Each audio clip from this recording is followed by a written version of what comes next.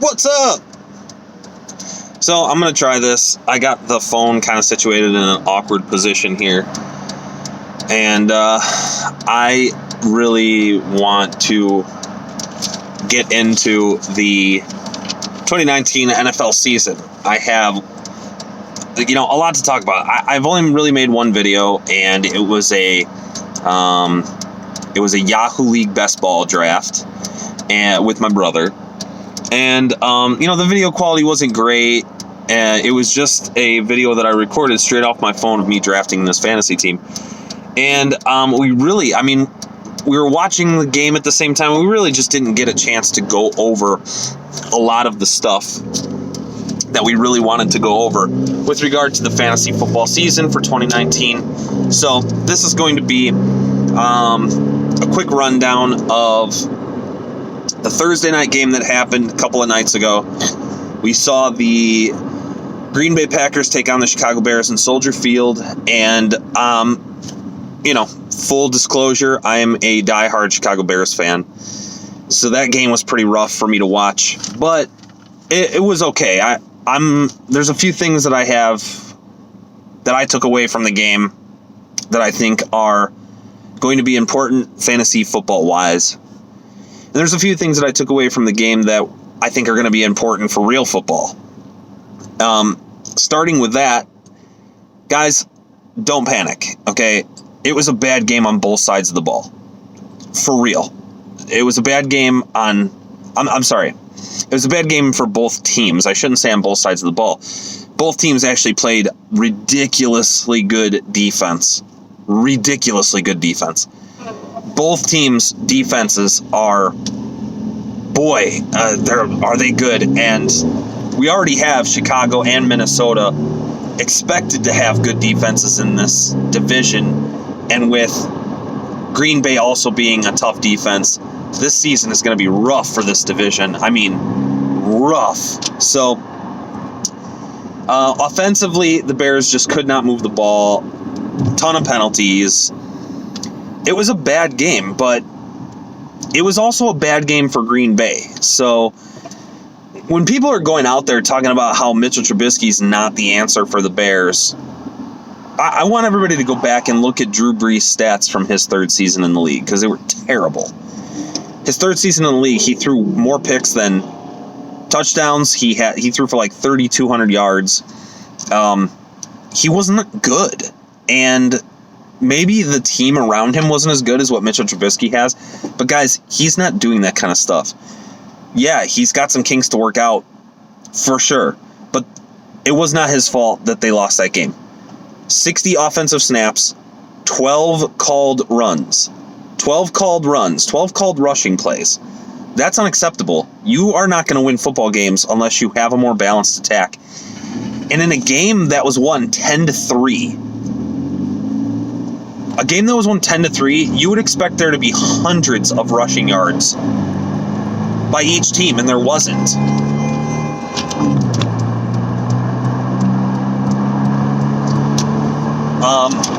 As a matter of fact, neither team rushed for more than 50 yards combined. So calm down, relax. Aaron Rodgers had a terrible game. He was 18 of 30. That's a 60% completion rate. And yeah, Trubisky was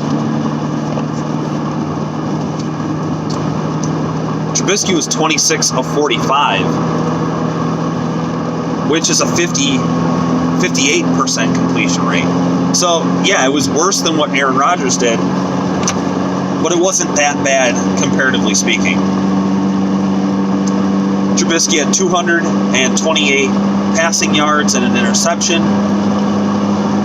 Aaron Rodgers had 203 yards and a touchdown. From a fantasy football points perspective, Aaron Rodgers had a better game, but it wasn't that much better, okay? This is an elite quarterback we're talking about here, a supposedly elite quarterback. I just don't know how you can sit there and realistically say that Trubisky had a terrible game and we should call for his head, and then say that, Aaron Rodgers is the greatest of all time. It's silly. The problem with this game was that both teams had some kinks that they needed to work out, and neither team played at all in the preseason. So they were rusty.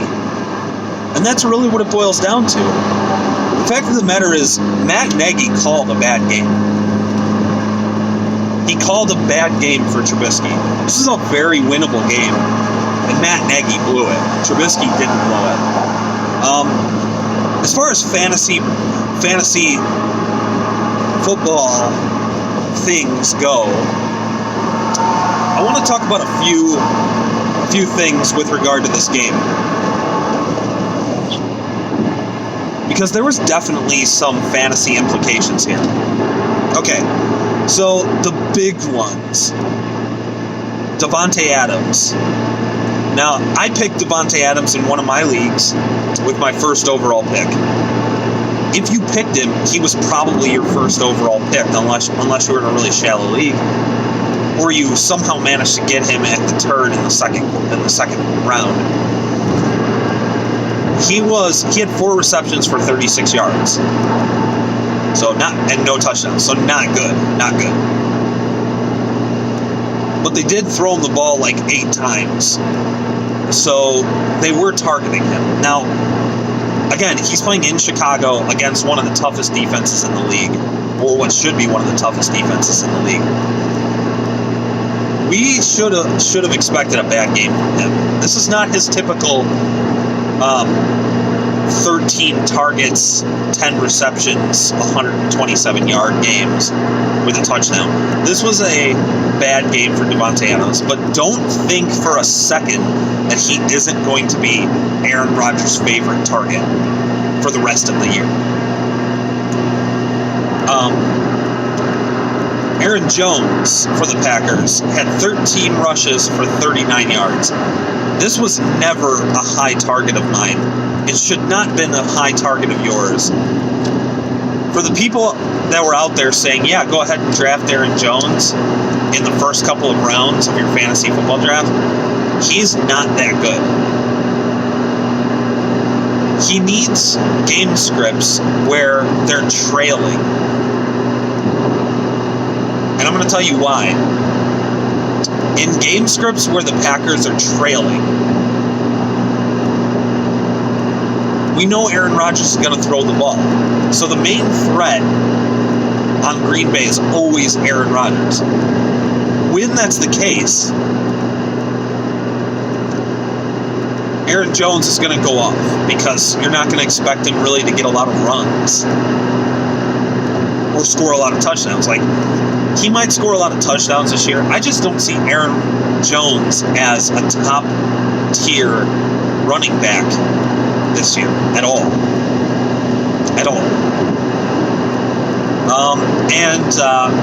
Marquez Valdes-Scantling is 100% the number 2 back, or the number 2, receiver in this league, in this team. MVS is the number 2 receiver for the Green Bay, period, hands down, no questions asked. If you have Geronimo Allison, he is a deep flex play at best. MVS is the guy. He took way more snaps, had way more targets, and had deep targets. He's the guy. Geronimo Allison is not, period. And Jimmy Graham caught 3 passes, 30 yards, and a touchdown. He caught the only touchdown in the NFL season so far.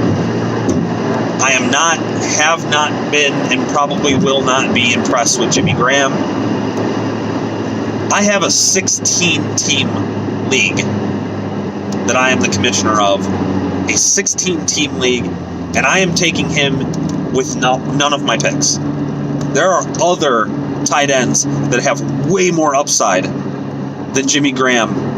Now, I could be totally wrong. This might be the start of a resurgence for Jimmy Graham. It might be, and I'm saying that there is a possibility that happens. It is within his range of outcomes. However, I just don't see that being the case. Matt LaFleur is going to try to implement a run-first offense to try to open up things for Aaron Rodgers in the passing game. If he's going to implement a run-first offense, your tight end is not going to have a very good fantasy season. And Jimmy Graham hasn't had good fantasy seasons in a long time. He just hasn't been that relevant. If you're in a deep league and you have a lot of offensive positions, maybe you have a couple of flex positions, yeah, Jimmy Graham might be a week-to-week stash for games where teams have bad matchups against tight ends. But that's it. And honestly, I think that this was going to be one of maybe 4 touchdown passes for him this year, or touchdown catches for him this year. And 3 for 30 is probably going to be his typical stat line. So unless he catches touchdowns at an alarming rate, he's just not going to be a valuable fantasy asset.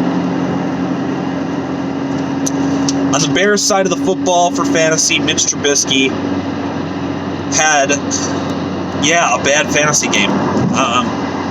Sorry, it's going to happen. But you know what?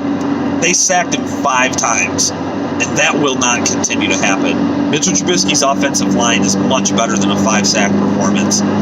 They were rusty. I guarantee you that's what it is. They were rusty. Mitchell Trubisky also will not continue to throw the ball 45 times a game. Can't happen, won't happen. Mitchell Trubisky's not a 45 passes per game type of player. Matt Nagy is going to review this tape from that game and go, oh my God, I should have ran the ball. We should have ran the ball a lot more, and they're going to start handing the ball off. What was pretty surprising was Mike Davis he got 6 receptions. 6 receptions? Holy hell. Mike Davis with 6 receptions? Now, he also ran the ball 5 times. He did essentially nothing with those attempts. He actually had more rushing yards than David Montgomery on fewer attempts. But David Montgomery looked elusive. He was breaking tackles. He just couldn't get up to that second line. Green Bay has a sneaky good defense, but he did have a ridiculous catch for 27 yards as well. I'm talking about Montgomery here. Mike Davis had 6 receptions for, I think, 18 yards or something. It was bad. So I fully expect Montgomery to take over more of the pass-catching work. The Bears unleashed a brand new slot receiver named Tariq Cohen, who played like 80% of the team's snaps and played 90% of his own snaps in the slot. I think he lined up in the backfield on 3 or 4 snaps and did nothing. I think he might have caught a few passes out of the backfield. He is a slot receiver now. He is not a running back. When you have David Montgomery and Mike Davis as a 2-headed monster, you don't need to put Tariq Cohen in the backfield. He lined up as a slot receiver, and almost every time he lined up as a slot receiver, there was another back in the backfield. He's going to play, and he's going to have a lot of receptions. He's going to have a role on this team. It's just not going to be as a running back. He will be punt returning, and he will be a slot receiver. In a PPR, Tariq Cohen's going to blow up if he continues to get that level of snaps from that position. The storyline for the Bears right now, as far as fantasy goes, is Allen Robinson is the offense. Allen Robinson caught 7 passes on 13 targets for 102 yards. He looked like the Allen Robinson of old when he was a first-round fantasy football draft pick or second-round fantasy football draft pick. I would not be surprised if he catches 10 touchdowns this year, has 1,100 receiving yards. It would not surprise me whatsoever. This is a good Green Bay defense, and he had 13 targets and 102 receiving yards. By far, the best offensive player on the field in that game for either team. By far. Allen Robinson. If you don't have him right now, get him right now. trade for him, do something. If you need help at wide receiver on your fantasy football team, get Allen Robinson. He will make it worth it for you. Now, I play in a couple leagues that also have defensive players, independent defensive players. I personally think this is the direction that fantasy football needs to go. We need to get away from drafting kickers, get away from drafting team defenses, and start drafting independent defensive players. It makes the league so much more interesting. I have a 16-team league where we can put 5 independent defensive players in. A defensive lineman, a linebacker, a defensive back, and 2 flex positions. Linebackers are going to be everything for independent defensive players right now. Until we can figure out a scoring system where defensive linemen and defensive backs have a good advantage, you're going to end up with a ton of linebackers and a ton of strong safeties, because strong safeties are going to play linebacker roles a lot. And you're going to get points for tackles, points for sacks, points for INTs, points for passes defended if you have that in your settings. So, when you're looking at fantasy points from a defensive player standpoint, you want guys who create turnovers, who get sacks, and who tackle. And the way that most of the settings work is that it's going to be skewed toward tackles. So, your middle linebackers are fantasy gold. Middle linebackers are like the top tier running backs and the top 5 wide receivers for fantasy football on the defensive side. They're going to be the guys who score you a ton of fantasy points. So I wrote down a few of the good independent defensive players for that game as well. Adrian Amos had an interception. He had the game's only turnover. He had 2 solo tackles and an assisted tackle.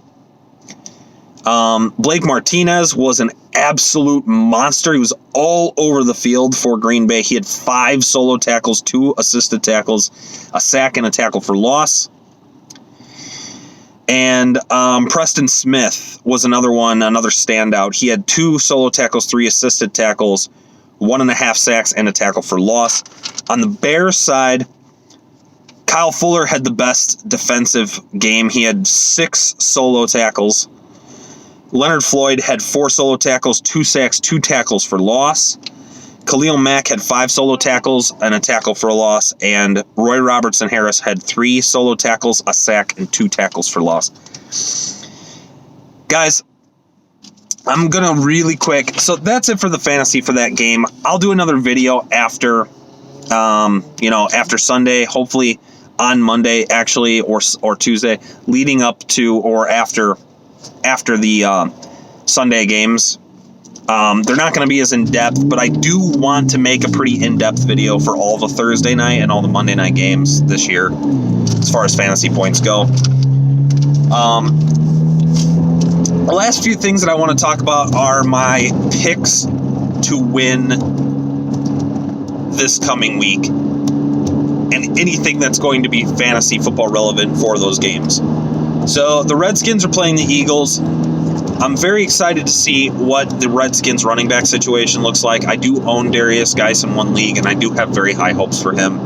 On the Eagles side of the ball, I have Carson Wentz. There's a lot of fantasy implications for that Eagles team, but I think they're going to have too easy of a game against the Redskins at home. The Eagles are playing at home. It's just going to be too easy of a game, really. I don't think there's going to be very much in the way that's telling for fantasy football in that game. Now, if the Redskins can make it interesting, maybe have a few good defensive stops early in the game and force Carson Wentz to throw the ball a little bit, it might be a little bit more interesting. Bills, Jets, 2 teams that I personally think are both on the up and up right now. Very excited for Sam Darnold and his future. I'm excited to see what Le'Veon Bell can do on a not very good team. On the Bills side of the ball, defensively, Tremaine Edmonds, Jordan Poyer, those are my guys. And I think that they're going to have big seasons. I'm excited to see if Josh Allen can keep rushing for 100 yards a game. And Devin Singletary, I traded him away in one of my leagues and did not end up picking him up in any of my other leagues, and I'm very upset about that. I really want to see what Devin Singletary has in store for us. Really elusive player. Pumped about that one. Falcons, Vikings. Matt Ryan plays his first of 13 games this season in a dome. I have Matt Ryan as the QB2 this year. I think he will be only second to Patrick Mahomes. He has a ton of weapons around him. Julio just signed a big contract. And I'm very leery about Devonta Freeman, so we'll see if he can do anything. On the Vikings side of the ball, it's all about Adam Thielen and that defense. Eric Kendricks, Harrison Smith, they're going to be studs. Chiefs, Jags. I think this is going to be a blowout game, but it's going to be a good fantasy game for Nick Foles and Dede Westbrook because they're going to have to play from behind. They're going to have to throw a ton of passes. Chiefs, obviously, take your pick. They have a ton of weapons on that team. The one thing I am going to be looking at critically is their running back situation, though. Titans, Browns. I personally want to watch this game start to finish because I want to see how the Titans deal with that Cleveland Browns team. Obviously, the Browns have a ton of players that you probably drafted in fantasy. Landry, Njoku, Beckham, Chubb, Baker. Take your pick. It's all going to be really interesting. I'm expecting Odell to have a crap game. I want Nick Chubb to run all over the place. As for the Titans, there isn't anybody that I care about enough on that team to make a part of a video about. So, we'll see. Adam Humphries, maybe, is the only guy that I'd like to see what he does. Rams, Panthers. Rams have an all-star team. They have probably one of the best wide receiving cores in the game right now, with the possible exception of now the Patriots, who just signed Antonio Brown. The Rams, they could win it all this year. Obviously, they're going to be on a lot of people's picks to win the Super Bowl list. The Panthers. The one guy, so I know the Panthers are going to have some good fantasy players this year. Curtis Samuel is the guy that I want to watch, and I want to see what he can do this year. I think he's going to be their best receiver. I think he's going to lead that team in receiving yards. Probably not touchdowns, but I think he'll have both the receptions. He'll be the receptions and the yardage leader for that team. Bengals, Seahawks. This is in Seattle. It is going to be a blowout. An absolute blowout. The Seahawks have enough good weapons to neutralize anything that the Bengals can think to throw at them. They just signed Jadeveon Clowney. The Bengals are on backup offensive linemen. The only player on the Bengals I care anything about is Joe Mixon. And I'm kind of scared for him. On the Seahawks, we got Chris Carson and Tyler Lockett. I think those two guys are going to rack up huge fantasy games against this Bengals defense. Colts, Chargers, they're playing in LA. I wouldn't be surprised if this game is the highest over-under of the week. Highest points total. Both of these teams can score points. I don't care what you think about Jacoby Brissett. He's a legitimate quarterback. He'll be okay. I think the Colts are going to struggle in a couple of their tough matchups, and I think this is one of them. But I could see this game going either way. As for the Chargers, we'll see if Keenan Allen is healthy. Otherwise, Hunter Henry's my dude, and Austin Eckler. I think Eckler will go off in this game. I fully expect Eckler to have like 150 total yards from scrimmage, probably 7 or 8 receptions, maybe a touchdown. 49ers, Bucks. This is going to be the battle for mediocrity. The Bucks have a terrible, terrible defense. I'm very excited to see what Bruce Arians can do with their offense, though. I'm banking on O.J. Howard, Mike Evans, and Chris Godwin to have big years. On the 49ers side of the ball, it's all about the running backs. Tevin Coleman, Matt Breida. My pick for fantasy breakout is Breida on that team. And I don't expect any of their wide receivers to do anything. And then George Kittle.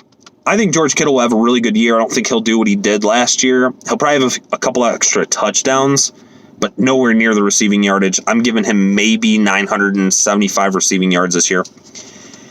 Giants, Cowboys. The Giants, Saquon Barkley, obviously, and Ezekiel Elliott for the Cowboys. Obviously, those guys are going to be a big deal. As far as any other players to watch, personally, I don't know what Amari Cooper is going to be able to do if he's still going to be hindered by a foot. And if Evan Ingram has one big game, I think that anybody playing the Giants from this point forward is just going to take him away, is going to defend him and let the other receivers on that team try to do something. Lions Cardinals. Very excited for Christian Kirk. Can't wait to see what this air raid offense is going to be like in the NFL. I don't think Kyler Murray has a very good year. I think he throws a ton of interceptions, but I am excited to see how many receptions Christian Kirk can get throughout this year. I have him as the receptions leader in the league this year, and I personally think he's going to have 120 or more receptions. Would not surprise me whatsoever. Lions side of the ball, it's all about Kerryon. Kerryon Johnson's going to be a legitimate running back for fantasy purposes this year. I see that team winning a few more games than they did last year, having some more success. I think their defense is going to be a little bit better, but their offense is going to be exciting as hell. And I think the offense will go through Kerryon Johnson. Steelers, Pats. Listen, Antonio Brown just signed a 1-year deal with the Patriots. I'm so sick of the Patriots. I hope the Steelers destroy them. The game is in Foxborough, and the Pats have never had Tom Brady's led Patriots have never lost to the Steelers in Foxborough. Tom Brady has like 140 passer rating against the Steelers in Foxborough. Listen, I hope the Steelers go in there and mollywomp them.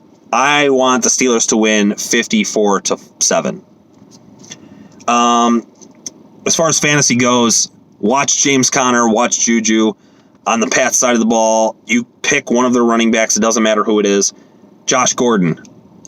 I want to see his utilization in this Patriots offense. He's going to be fantasy relevant for at least one game before Antonio Brown suits up. So what does he do? How do they use him? Monday night games, Texans and Saints. That has a huge fantasy implication.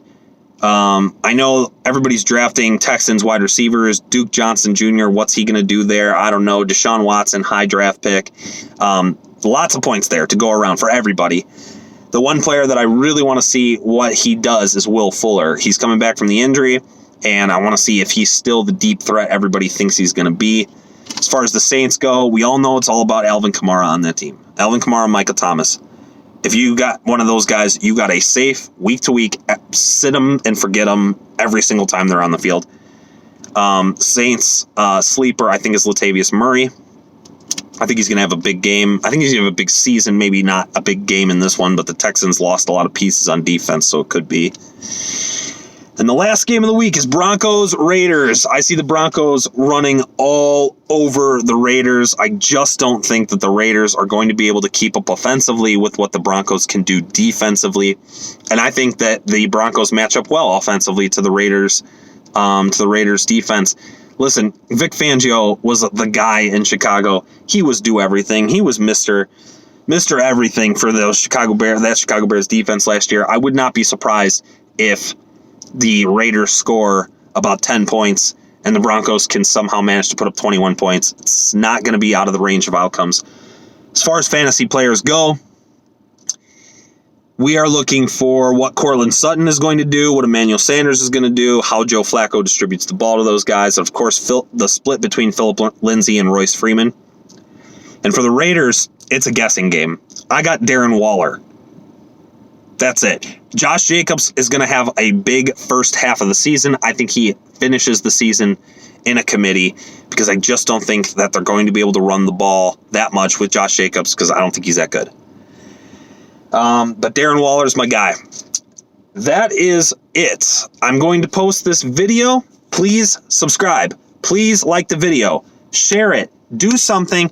We are going to take over fantasy football for the next couple of years. I promise you. Please just give us the chance.